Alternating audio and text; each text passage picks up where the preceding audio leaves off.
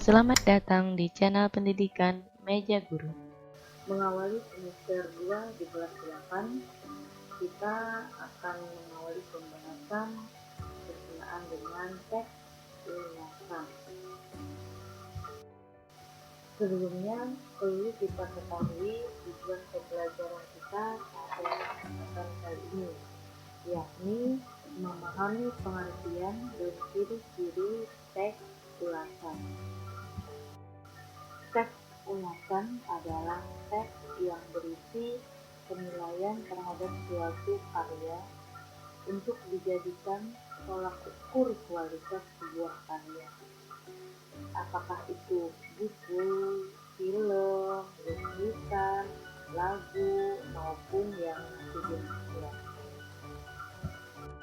Berdasarkan cara penyampaian, maka ulasan ini terbagi menjadi dua jenis, yakni ulasan lisan.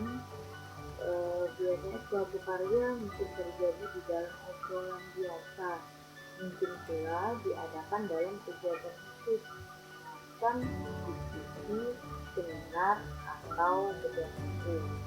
Sedangkan yang kedua adalah ulasan tertulis, yakni berisi resensi, umumnya dimuat dalam media massa seperti surat kabar atau majalah atau majalah. Nah, jadi ada dua, ulasan lisan dan ulasan tertulis. Nah, setelah kita sudah ketahui bersama makna atau arti teks ulasan dan pembagian teks ulasan, maka selanjutnya tujuan teks ulasan. Nah, tujuannya adalah untuk menunjukkan sudut pandang atau keberpihakan penulis terhadap suatu hal atau karya. Kemudian juga untuk memberikan informasi kepada halayak ramai tentang standar kelayakan dan kepatuhan sebuah karya. Karyanya itu baik berupa buku, puisi, ya kan, lagu, film, dan lainnya. Membantu pembaca mengetahui gambaran dan kritikan terhadap suatu karya.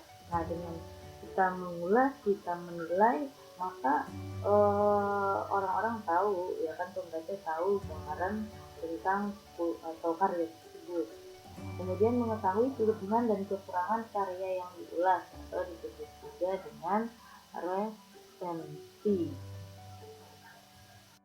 Nah, yang selanjutnya, tujuan teks ulasan berikutnya bisa memberikan informasi yang komprehensif yang menyeluruh tentang suatu karya.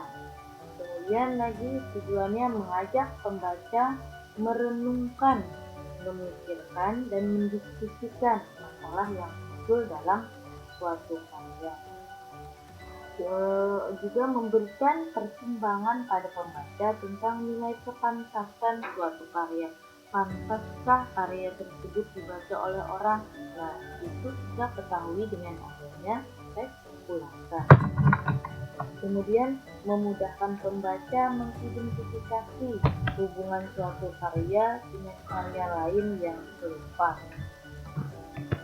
Dan yang terakhir, tujuannya adalah memberikan pertimbangan bagi pembaca sebelum memilih membeli atau menikmati suatu karya. Jadi penting membaca teks ulasan sebelum kita membeli karya yang baru. Misalnya ada karya, bagus tidak itu dibaca untuk anak-anak atau dibaca untuk kita.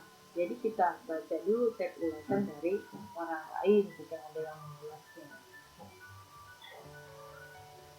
Nah, kemudian kita membahas tentang fungsi teks ulasan. Jadi suatu teks ulasan itu ada tujuannya dan ada juga fungsinya.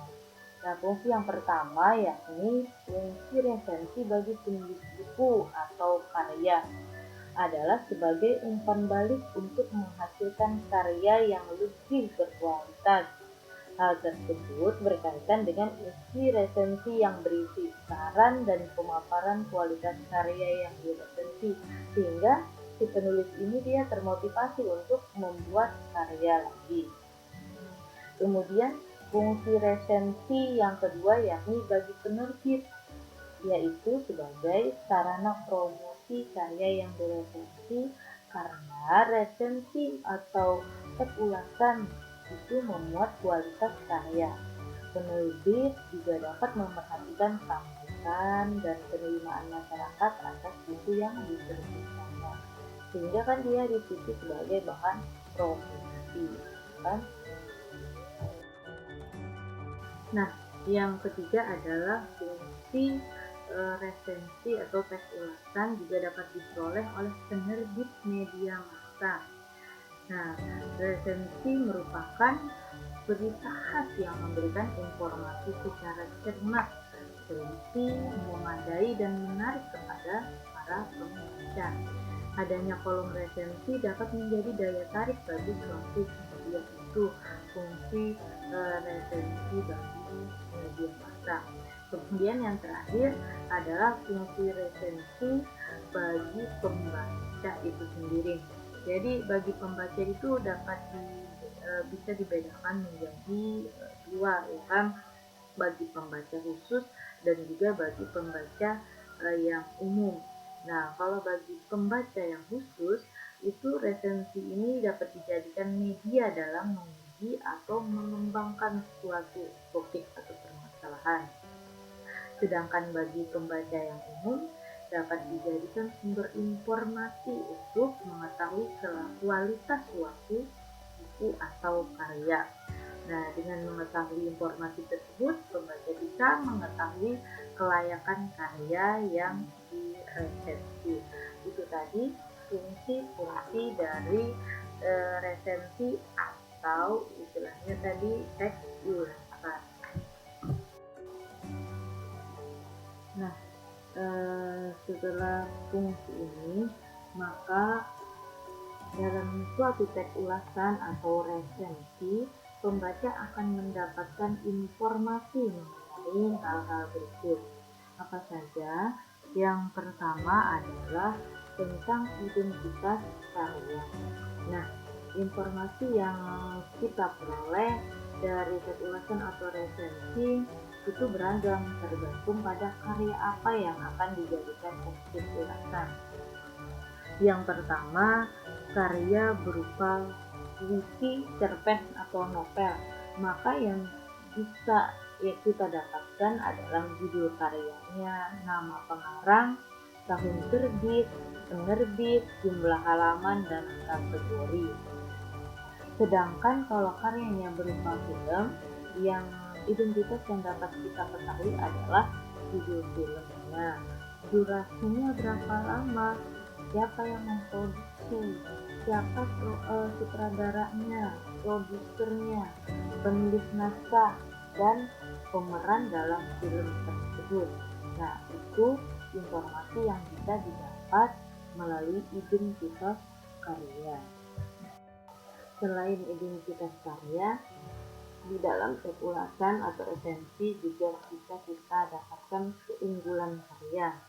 Keunggulan karya ini merupakan opini atau pendapat pengulas yang pembuatnya, berupa persetujuan terhadap karya yang diulasnya.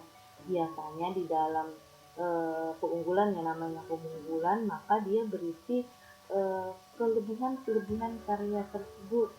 Dalam suatu teks ulasan, biasanya pengulas memaparkan keunggulan karya terlebih dahulu sebelum menyampaikan kelemahan karya yang diulas. Nah, yang terakhir, setelah kelebihan atau keunggulan barulah ada kelemahan sebuah karya tersebut. Nah, unsur kekurangan yang diungkapkan pengulas bisa berupa isi karya maupun unsur-unsur pendukung lain dari karya yang diulas tersebut.